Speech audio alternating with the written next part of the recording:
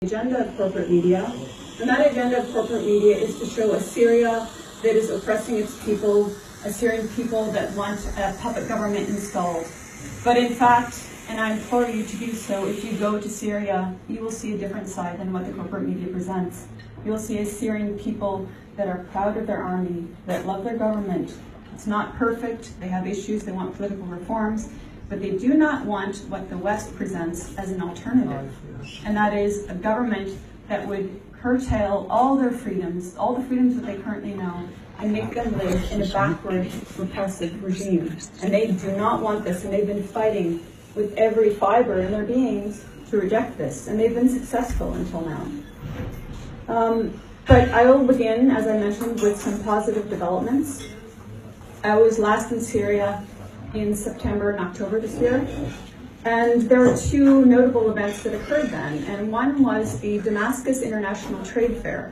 This was the 60th year it was held, and the fair had been interrupted in years 2012, 2017, I believe, due to the presence of terrorist factions, including Al-Qaeda, which is the enemy of Western states, we are told, but we are allied with somehow.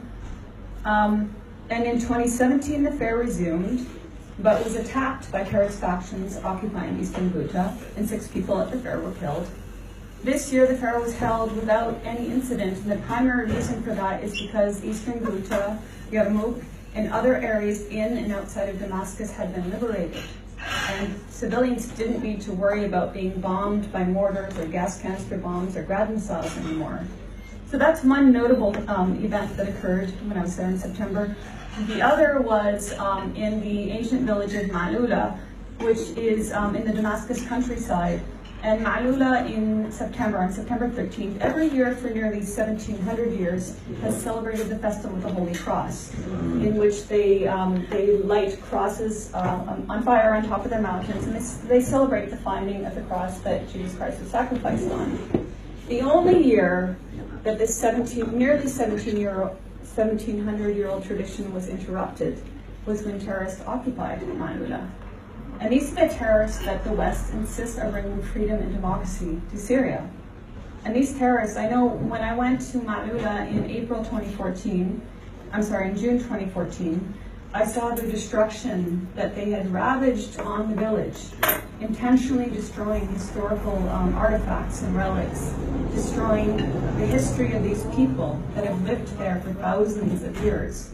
So the fact that they were able to again celebrate some ancient traditions was, to me, very moving, just like the Damascus Fair taking place was moving, because it shows that Syria has resisted some of the most powerful forces on this earth that have been warring against them. However, it wasn't all just pleasantry. I also went to places like Dara. Dara is in southern Syria, and Dara is where we're told what they call the revolution began. And I went to Dara in May when it was being shelled by terrorist factions, and I went back in September after it had been liberated through military means and also through the reconciliation process. And the difference was night and day, of course. In September, Syrians were cleaning up their roads. They were starting the process of rebuilding, which is a long one indeed, because there is a lot of destruction, which would not have taken place if the war in Syria had never begun in 2011 in the first place. But when I was there in May, I went to the state hospital, and it's a hospital that serves not only the city of Dara, but the whole governorate, the whole province of Dara. And to get to that hospital meant going down a lane that, to the right of the lane, 100 meters off, were snipers. So civilians, if they wanted to risk going to the hospital for medical care, had to risk the potential fate of being sniped. Then once they got to the hospital, many of the wards were off limits because they had either been damaged, partially damaged, or were subject to sniping and shelling from these terrorist factions. So when I went back in September, I went back to the hospital. I saw it hasn't been repaired. It will need time to do so, but there were more people there, people that couldn't access the hospital before, because these freedom and democracy bringers to Syria had made it so lethal and so dangerous for them to reach that hospital. Now, I will also say that one of my interests in going to Dara was because, as I mentioned, we were told that the so-called revolution began there. But when I went there in May, when I went back in September, I met civilians and I met a priest, and I'd like to show you just a brief clip from this priest speaking about what he saw in early 2011 when Al Jazeera and the corporate media were telling us the protests were peaceful and they wanted democracy and freedom in Syria.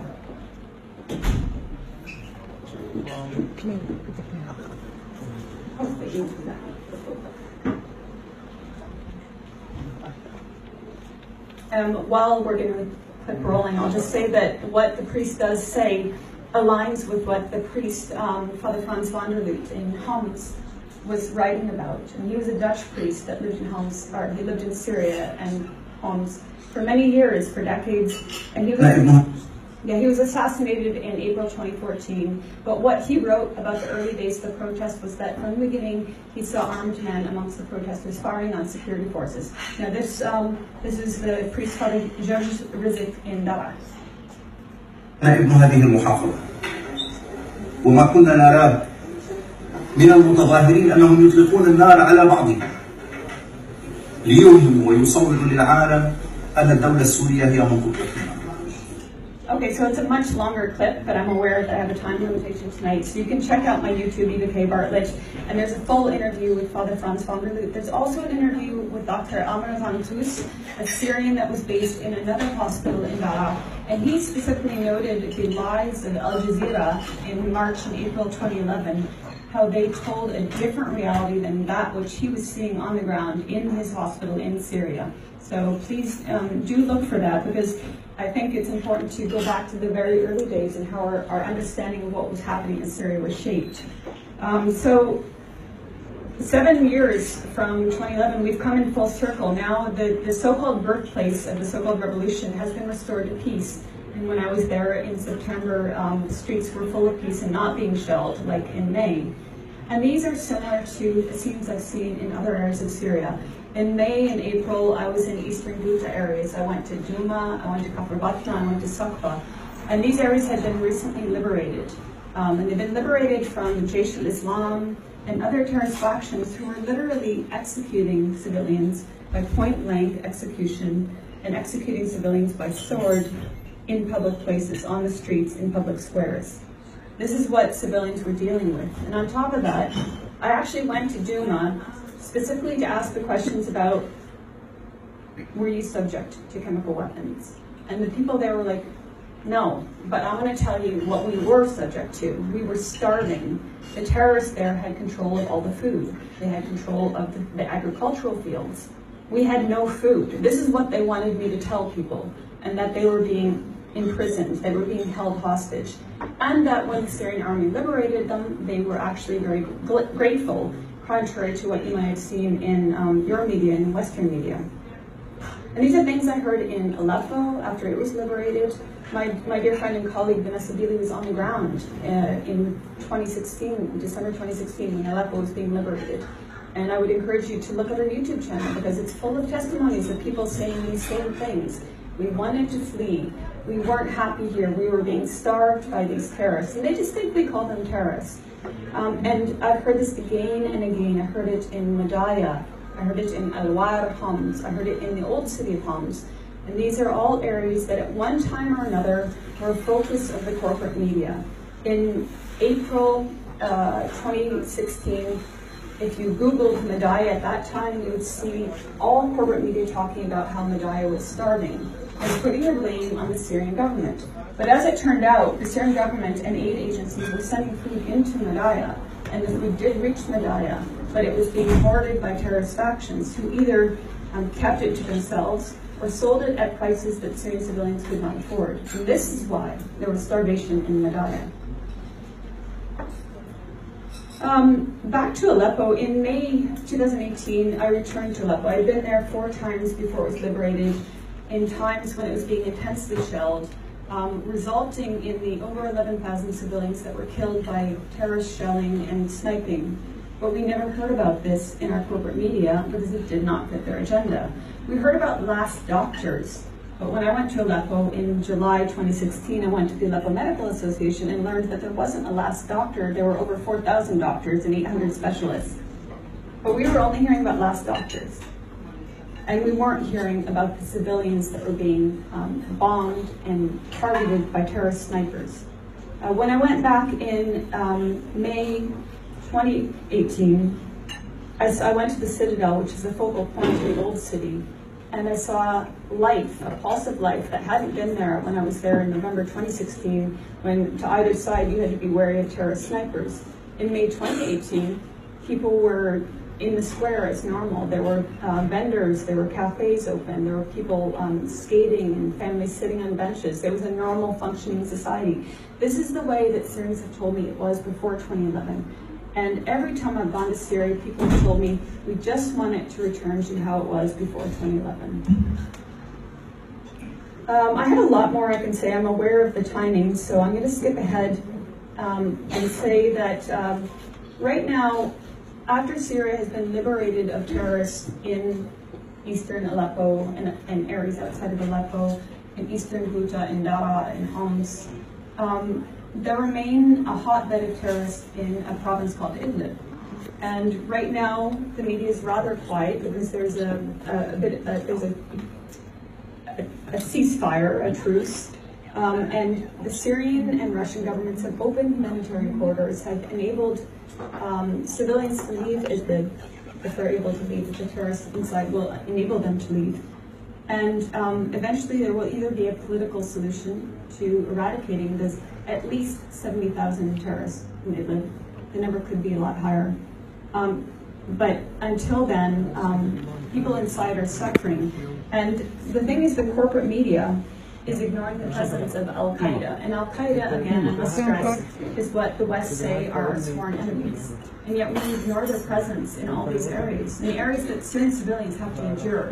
So in Idlib, you have even the US State Department Special Envoy Brett McGurk said, look, Idlib province is the largest Al-Qaeda safe haven since 9/11. Idlib is now a huge problem. It's an Al-Qaeda safe haven.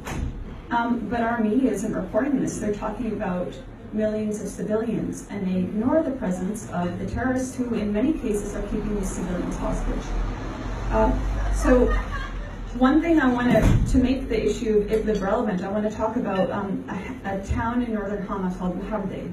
And northern Hama is close to the border of Idlib province. And in Muhabde, in September, I met a man, Shadi Shahide, and Shadi welcomed me into the courtyard of his home, and he and his relatives welcomed me and talked to me about September 7th, when Shadi's wife, his mother, and his 3 children were killed by a terrorist bombing.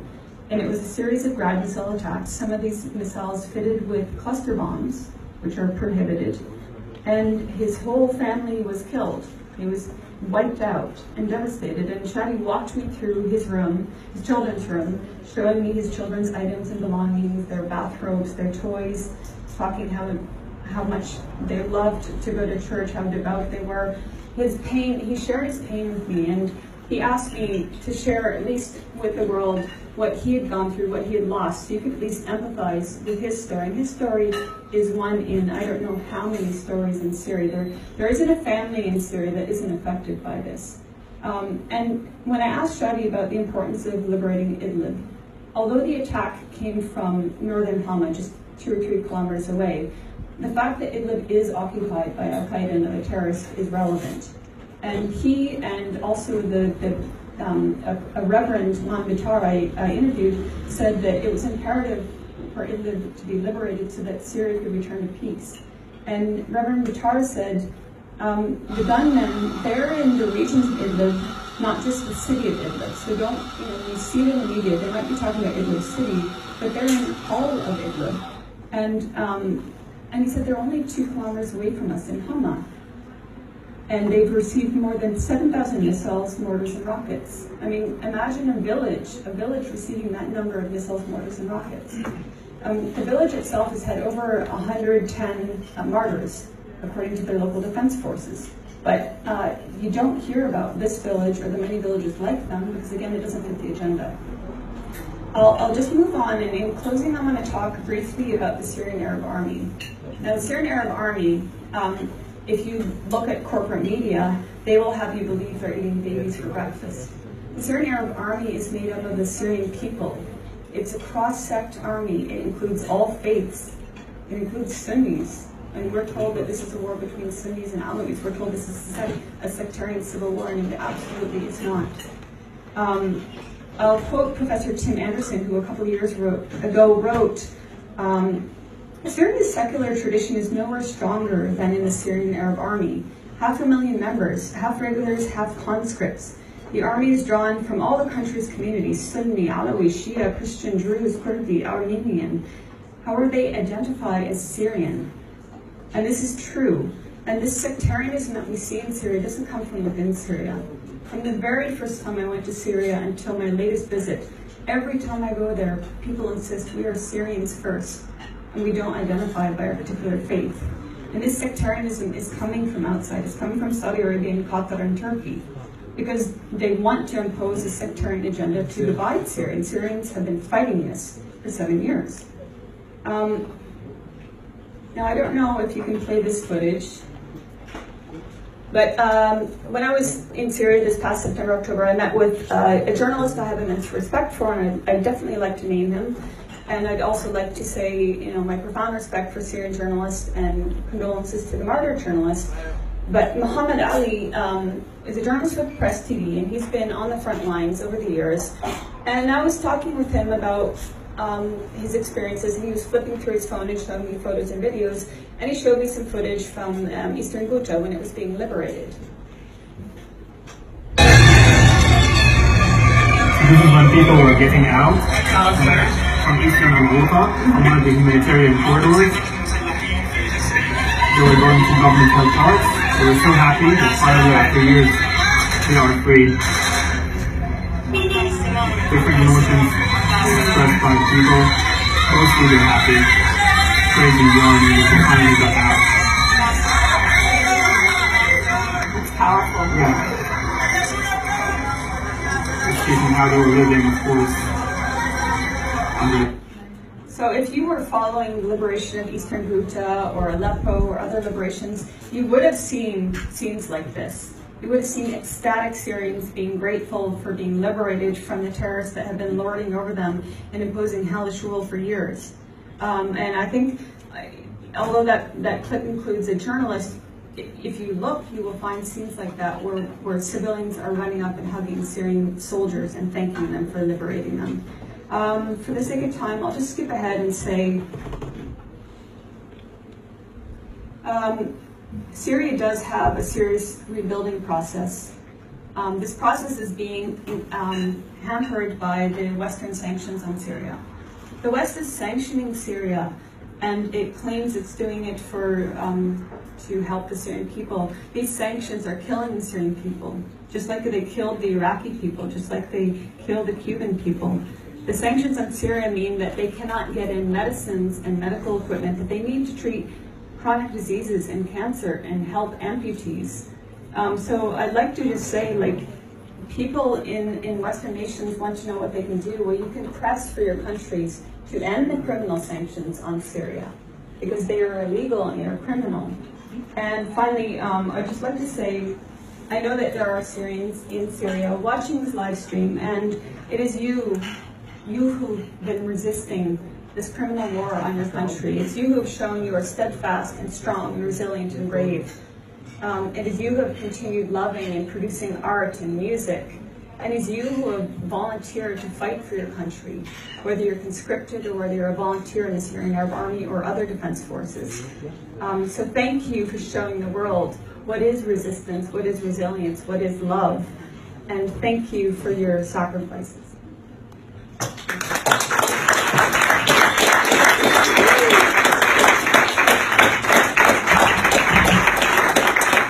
Thank you so much.